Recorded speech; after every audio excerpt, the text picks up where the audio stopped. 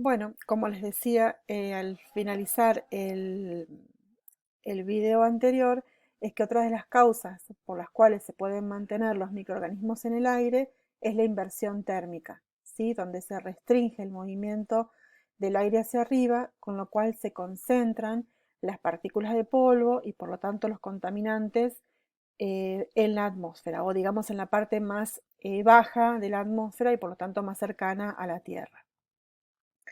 Una vez que los microorganismos se encuentran en el aire, pueden transportarse.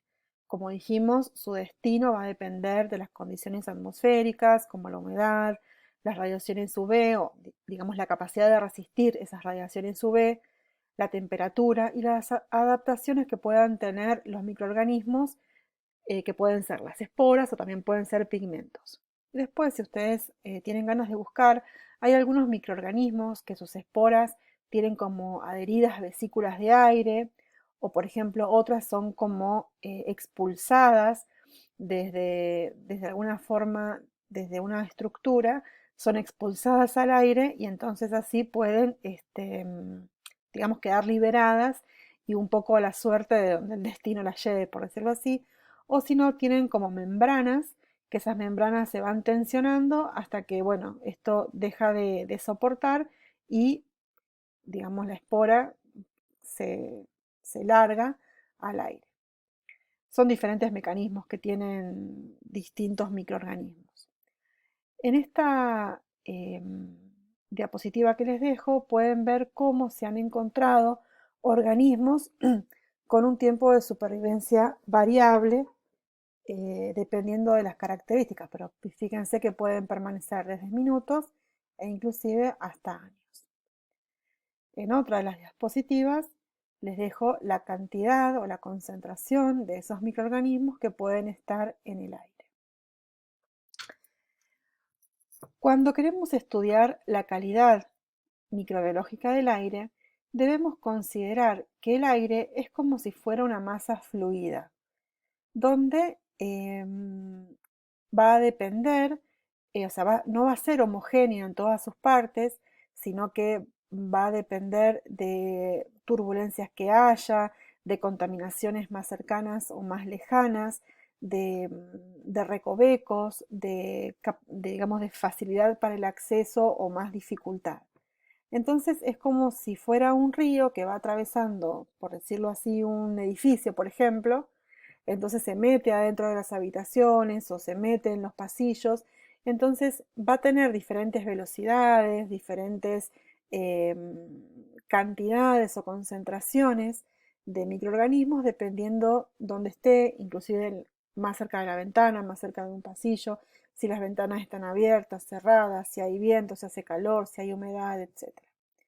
Entonces, es difícil cuantificar el aire de manera homogénea, ¿sí? Va a haber que hacer varias indagaciones al respecto. Pero hay muchas aplicaciones, es importante conocer la calidad del aire. Em, Hay una ciencia que es la aerobiología, que es como una interrelación entre nuestro aire y otras ciencias. Es decir, que la información que se obtenga del contenido del aire, de la calidad microbiológica de ese aire, puede ser o es de gran utilidad para diferentes disciplinas, como la biodiversidad, las ciencias forestales, la agronomía, la fitopatología, meteorología, polinosis, entre otras.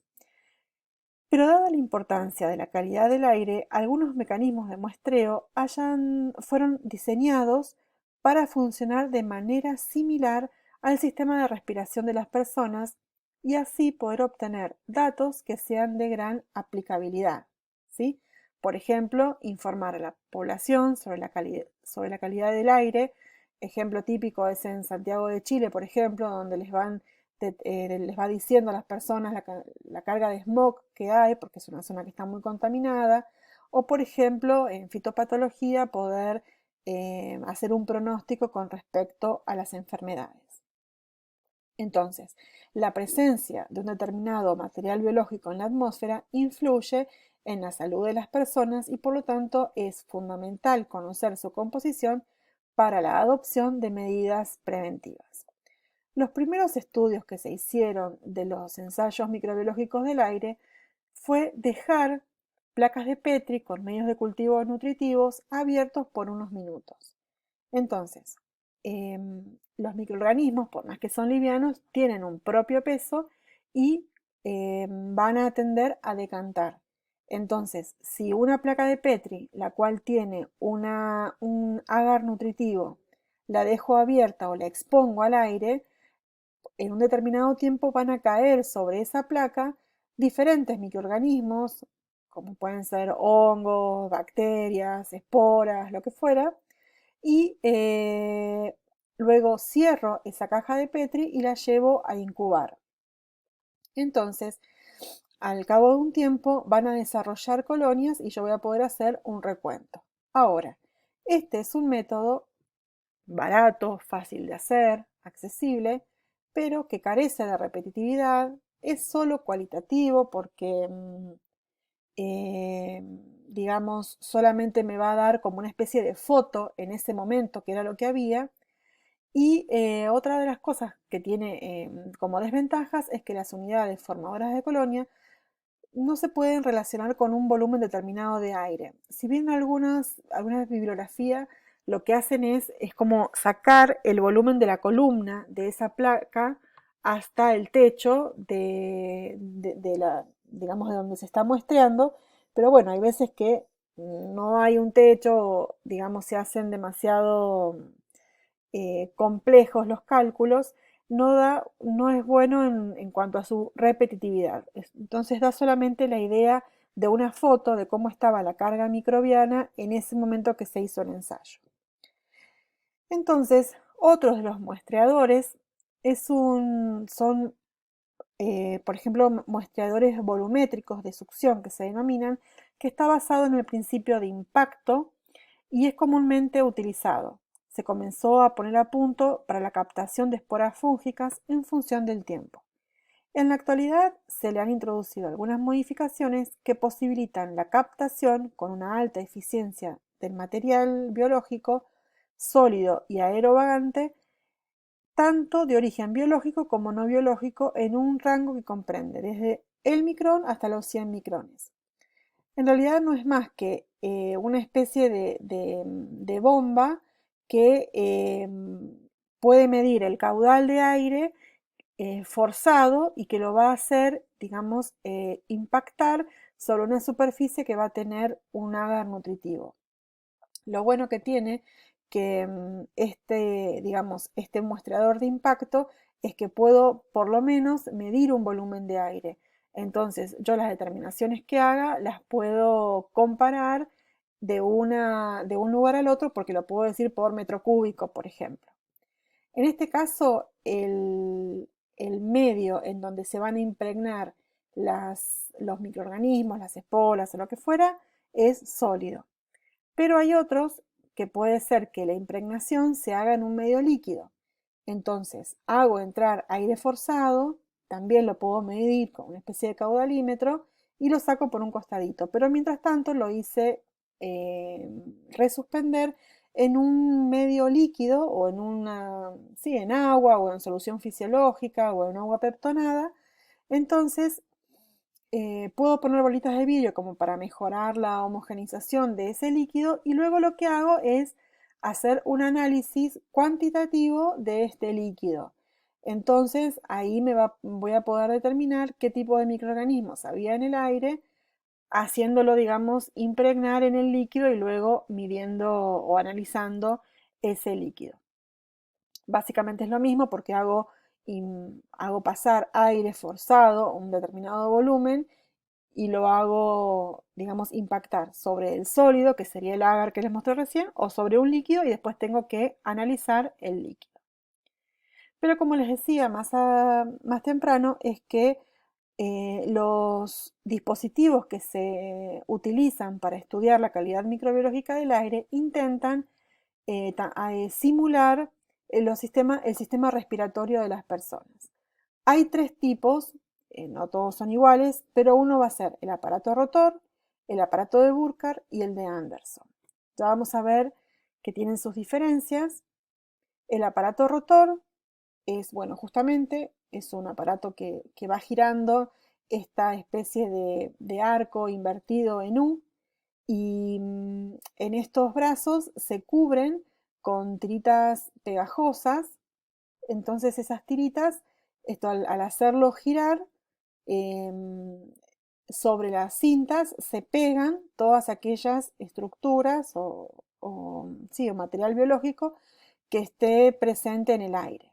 Entonces después se hace una observación al microscopio, hay técnicas que van dividiendo estas tiritas en, digamos, en rectángulos, entonces uno va midiendo y va contando qué es lo que van apareciendo.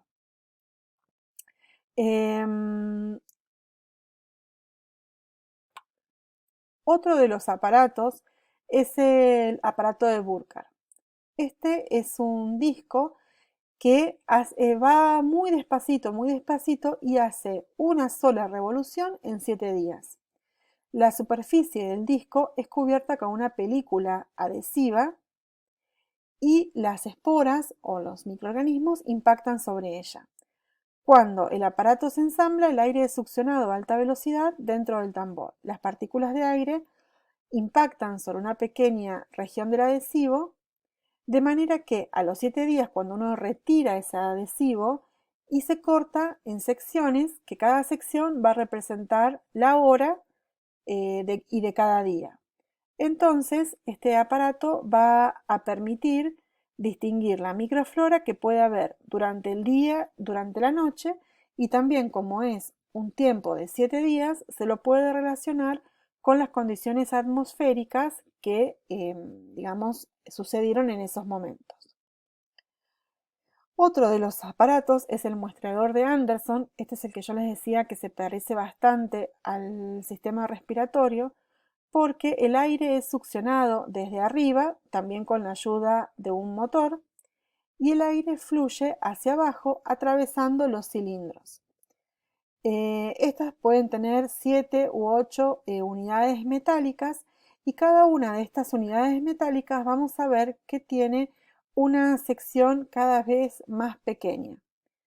De esta manera, el aire que va pasando a través de estas secciones cada vez le va a resultar más difícil, porque cada vez estas secciones van siendo más pequeñas. De manera que en un corte, esta va a ser la entrada de aire forzado, y a medida que vayan bajando las partículas del aire, van a ir simulando diámetros de los poros semejantes a la nariz, a las tráqueas, a los bronquios, a los bronquiolos y a los alvéolos. Entonces, quiere decir que si acá a esta altura encontramos microorganismos o sustancias o algún contaminante, puede ser que entre hasta el alvéolo de las personas. Cada una de estas partes también tienen digamos, se lleva a incubar, y entonces uno puede ver digamos, hasta dónde crecen o qué es lo que crecen en cada uno de los niveles de las secciones que han sido incubadas. Algo más moderno, por decirlo así, serían los monitores Millipore, que esto también entra aire forzado a través de... Este es un... Vamos a terminar acá porque veo que se me va a cortar el video y quiero explicarlo tranquilamente.